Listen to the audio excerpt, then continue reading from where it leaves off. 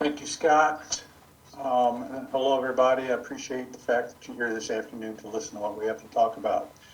I don't think anybody's going to be surprised to know that we're here to talk about COVID and the rapidly increasing rates that we're seeing in our region, driven by the Delta variant. This thing is becoming pretty spooky, and we're seeing a significant increase in the region. And honestly, it has me incredibly worried. One of the, we're seeing our hospitalizations are going up. They're increasing every single day.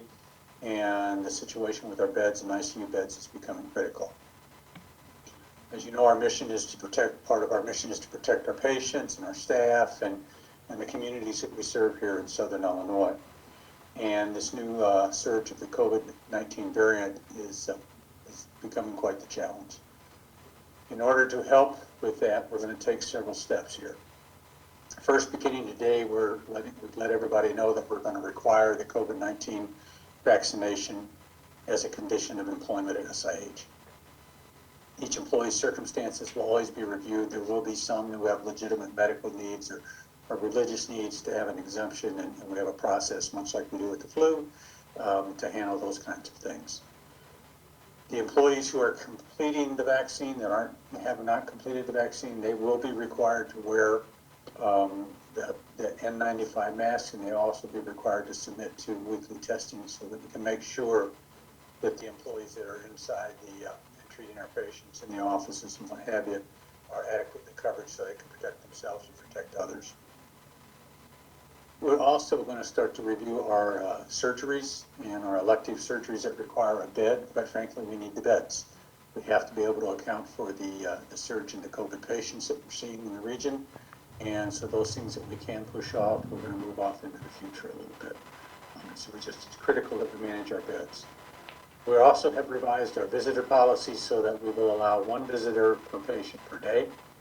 And again, we have to just stem the tide of people coming in and out of the hospitals. And this is one of the safest ways to do that. We're seeing a real increase in these COVID-19 cases. And we really believe that by making some of these changes that we put forth, it'll help us get this stuff under control and try to, instead of always responding to the situation, to try to take some level of control of the situation to protect our patients and to protect our staff. I'm going to hand this over to Dr. Moore Connolly so that she can give me more details and can give you a lot more information on how the Delta variant is affecting our region.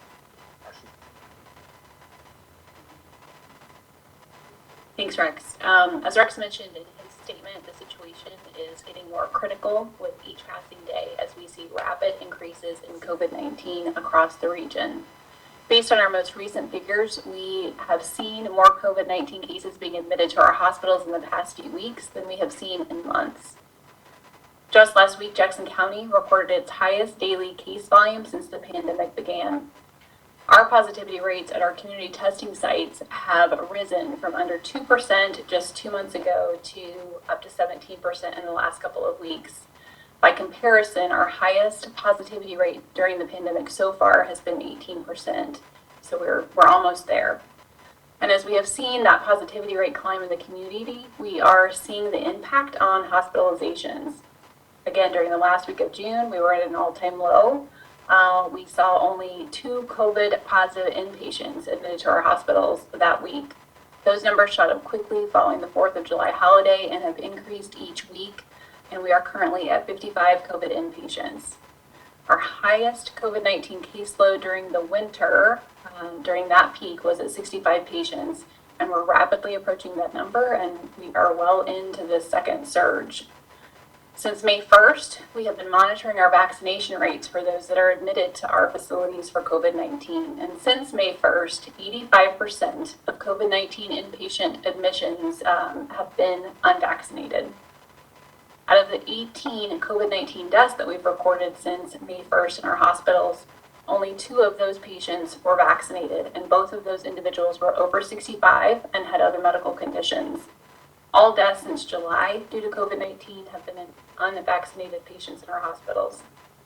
So while the COVID-19 vaccines are not 100% effective, these vaccines are highly effective in reducing severe illness, hospitalizations, and death due to COVID-19. We hear that in the national numbers, and we see that in our own local data. What continues to be concerning is that while our hospitalization rates and our positivity rates continue to climb, the rate of people in our region getting vaccinated against COVID-19 is still at very low levels. Region 5 overall has a vaccination rate of around 30%, and our highest rate of vaccination in any of our counties is only at 40%. Vaccine clinics serving our area are only seeing a limited response at best, and we have got to turn that trend around if we're ever going to get ahead of this latest complication from the Delta variant. Having more people vaccinated is the only way to prevent additional variants from forming. The higher number of unvaccinated people in our communities, the more the virus can spread, and the more likely new variants will continue to form. From what we're seeing at this point, the variants only seem to get more aggressive and spread more quickly with each new version that appears. So we've got to stop that trend. In addition, if we don't take increased precautions immediately, our hospitals will soon run out of space, and we are dangerously close to capacity now. And as we look across Region 5 and the surrounding states, the scenario is the same. Every day we're getting calls from other states who say we're the 15th call they've made in trying to find a bed placement for their patients. With our staff already stretched to the limit to care for and to keep up with the rapid influx of COVID-19 cases, our ability to provide other healthcare services will be limited, and the impact on our community will be significant. As Rex had mentioned, to balance our staff workloads, we're already scaling back on elective procedures, and we'll continue to make adjustments as the situation evolves. As the area's largest healthcare system and major employer, part of our mission to provide the best possible healthcare to the communities we serve is to lead by example. And that's why we're requiring our employees to receive the COVID-19 vaccine as a condition of employment, and why that is so important right now. We need to keep our community safe. We need to keep our employees safe and healthy, enabling them to be able to provide the healthcare service that we so desperately need right now. I'm going to turn it over to Jen, our Chief Nursing Officer, and she's going to give some examples of great work that our team has been doing throughout this pandemic and throughout these challenging times. Jen? Thanks, Dr. Moore Conley. First off, Rex, Dr. Moore Conley, and I are so tremendously proud of our team of caregivers at SIH. When we think back to last March, when the nation was shutting down, we were standing up phone lines for our community to call with questions. We stood up outdoor COVID testing in order to keep potentially infected patients from walking into our physician offices or our emergency departments in order to, again, keep our staff safe. We instituted nursing departments dedicated to caring for a virus with so many unknowns. We built a lab dedicated to specific COVID testing so that we could get results back to our patients as quick as possible. These are just a few examples of what our employees at SIH have done for our community over the last 18 months to keep our employees and our patients safe. We also want to take the opportunity and say thank you to those in our community that have gotten vaccinated and continue to take the steps in trying to slow down the spread of this deadly virus, such as social distancing and wearing masks while indoors. The staff or the safety of our employees is always our number one priority. Requiring the COVID-19 vaccine is the right decision, as we know the vaccine is safe and it gives our employees the best chance of surviving a COVID-19 infection. This requirement is consistent with long-standing practices requiring healthcare workers to be vaccinated against other serious infectious diseases for the safety of our patients and our staff. As Rex said, all of us at SIH are dedicated to improving the health and the well-being of the people in our community that we serve across Southern Illinois. And that is why requiring the COVID-19 vaccine for our employees is the most important act of caring that we can do right now to protect them, our patients, and all our families who rely on safe, high-quality care close to home. So at this time, Rex, Dr. Moore Conley, and I will be happy to answer any questions that you have.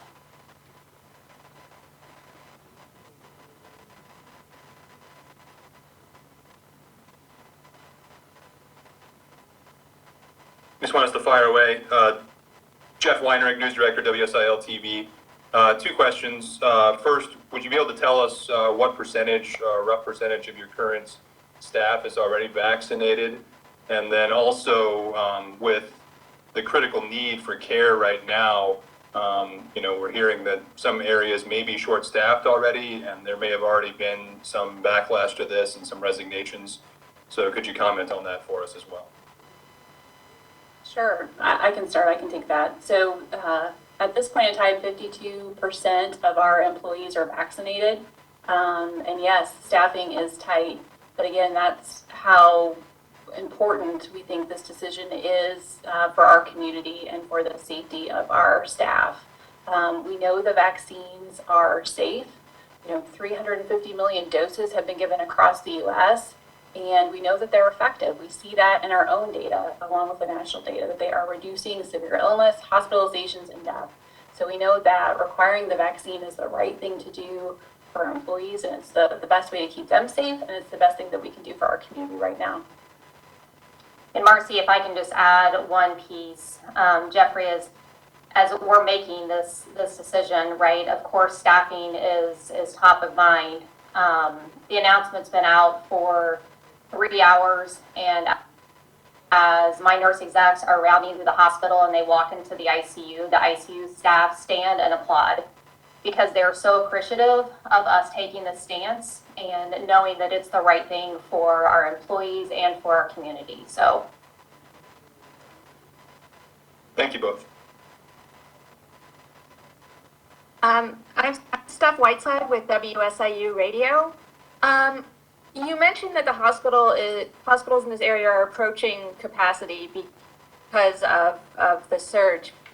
What plans, if you can say, are there to handle this if things continue to get worse, which they very well might? yes, Steph, I'll take this one for the team. So I'm actively working with the state on what that surge capacity looks like for those critical care beds. So I've had multiple calls today. We'll have more, I'm sure, tomorrow to see. Yes, we have beds in our hospital. We have 8 beds at Heron, and we have 22 critical beds at Memorial. But we can increase those with staff, and so working with the state on that plan. Thank you. This is Mike Summer with KFAS 12. I'm curious, this time last year we were concerned about personal protection for medical workers and such like that. How does all that, do you have enough protective gear, compared to what we were experiencing last year and such? Yeah, I can take that. Yes, absolutely. Our PPE supplies are solid right now. We're in a very good place with all the masks and the gowns, all those types of supplies that we need. That is not an issue during this second surge. Mike, I will tag on to that from a patient perspective, though, where we have started to see running low, and that's in our respiratory supplies. So there is various levels of respiratory support. Those in the community probably hear more about being on a ventilator. We are not running low on ventilators at this point, but our BiPAP machines, which people know may be on at home for nighttime support, those machines, we actually had to reach out to our regional resources to get BiPAPs from the state. And we got them, I think, within an hour. It was very quick. Yeah, but it was a resource that we needed and needed quickly, and they delivered. Yeah, I've got one other follow-up question. This is mainly for Rex. In your decision to mandate the vaccine requirements, I know that the president came out today and said that he's requiring all nursing homes and other staff that they have to be vaccinated if they're going to be continuing to get Medicare and Medicaid. I know that you're a public hospital, and I'm sure you rely on those types of government resources. Is that tied into that decision, or is it just a decision that you're seeing other employers making and decided to do it as well? Yeah, thank you for the question. Our decision to do this is not driven by revenue streams, it's driven by safety. And we have had no pressure put on us by government agencies to do this or lose reimbursement. We're doing this because it's the right thing to do to create the most appropriately safe environment for our staff and for our patients.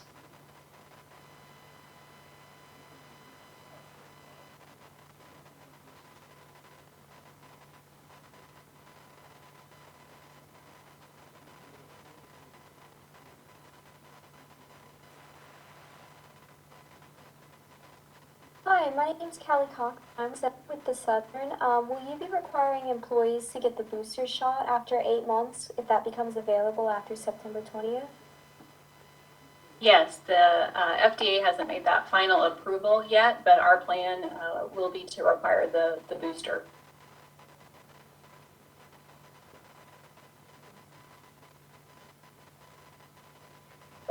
And perhaps I'll just get you to expand a little bit more time as far as the visitors to the hospital. So you're saying one person period per day, right?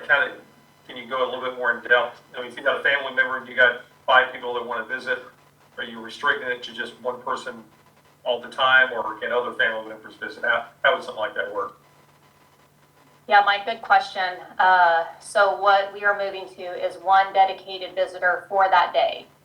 So another family member can come the next day, but we're trying to minimize the traffic in and out of the hospital. So that's why we went down to one designated per day.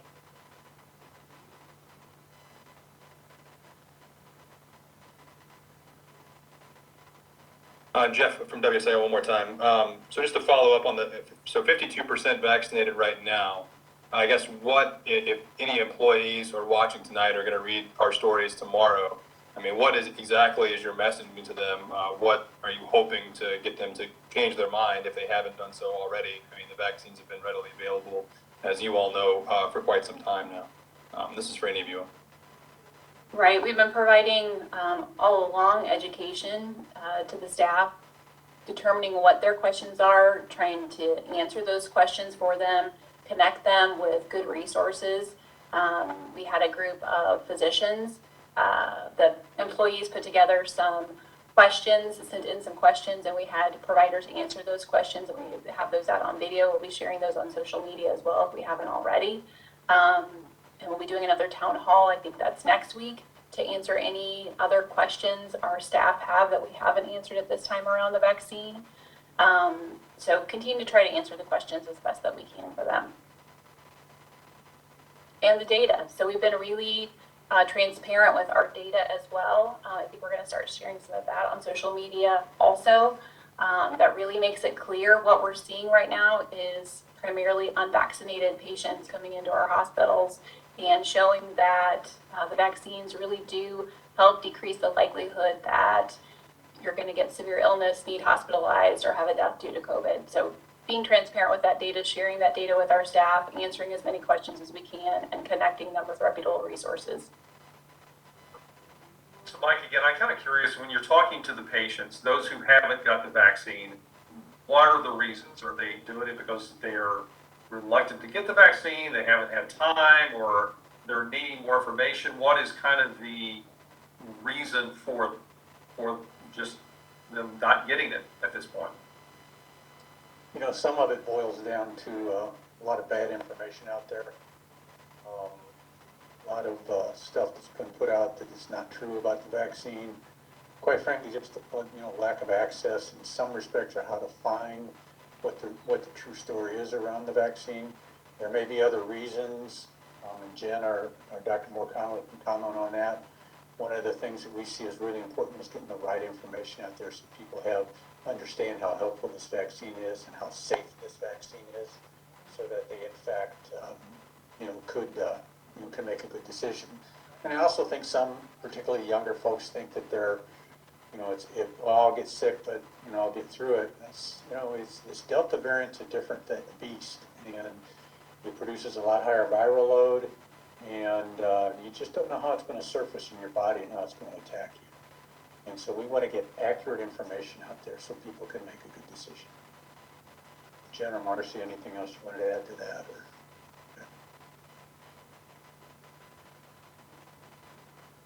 Yeah, Steph again from WSIU. You mentioned younger people. What are you seeing in terms of ages with your patients? Is this lower than before, and are you even seeing children, including those who are too young to get vaccinated? Right, we're not seeing a lot of pediatrics at this time in our hospitals, and we're keeping in touch with those in St. Louis to understand what their volumes are and what they're seeing there. But our age breakdown of those people that are getting admitted with COVID looks very different during this surge than it did in the surge in the fall and winter. Most of our patients who were coming in for COVID back then were 70 plus. That's a minority of our patient population that we're seeing come in for COVID now. I think we're going to be putting some of that information in detail up on our social media site as well to share, because it's very compelling, very different than what we saw in the initial surge, that first surge.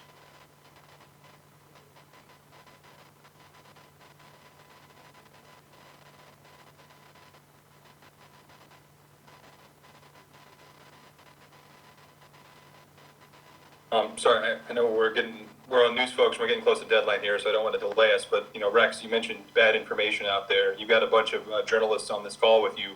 What else can we do? How else can we help you all share this information?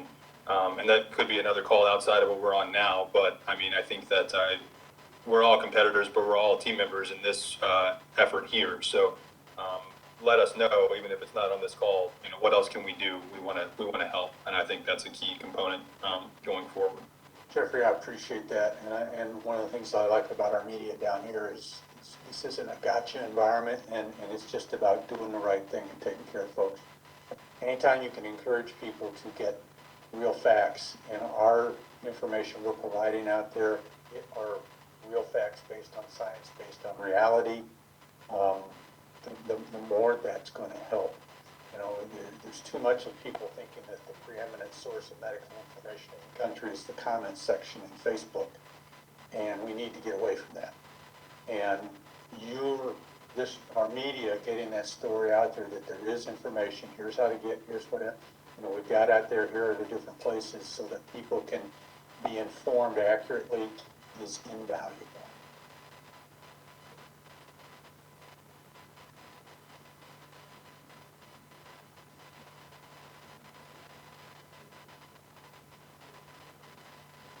We're doing good on time, so I encourage any other questions. Jeffrey, thank you for that as well. One comment I make on that: a lot of beliefs out there, and a lot of real concern, and just understanding what the motivation is behind people, and helping uncover the truth and reveal the data, as everybody here said. Appreciate that. We do have plenty of time for other questions, so we want to make sure we cover as many as we can now. Any other thoughts to build or other avenues to ask about?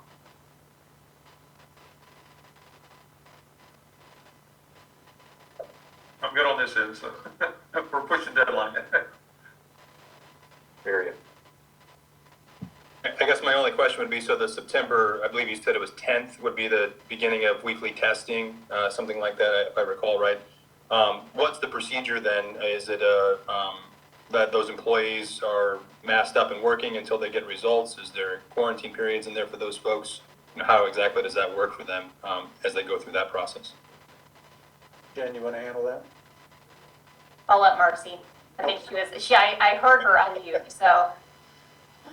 So we're working through all the details of what that weekly testing will look like, but right now masking is required of everyone in the organization, regardless of their vaccine status. That N95 will be continued for all unvaccinated employees until they're fully vaccinated, so 2 weeks after that last dose if they get one of the mRNA vaccines, or 2 weeks after their J&J vaccine.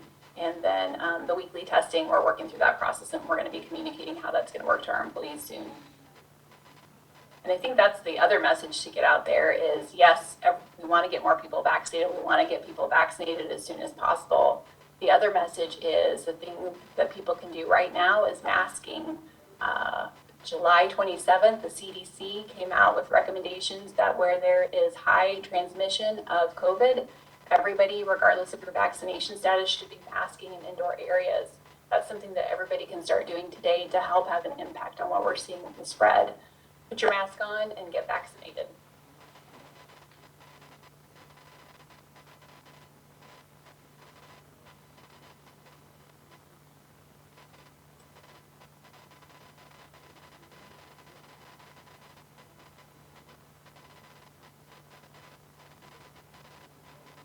Well, we're nearing the time of the session as we planned, and I know everyone's on deadline.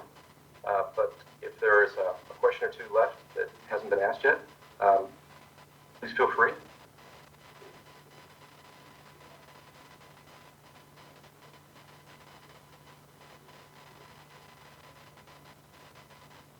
set. I appreciate everybody. Thanks for putting this together for us. Thanks a lot. Thank you for what you do. Thank you. I appreciate everyone's participation. Dr. McConnell, any further thoughts? Nothing. Or Rex, anything to add or underscore before we leave? Appreciate the support and appreciate, helping us raise the level of awareness. This is a very, very, very serious virus.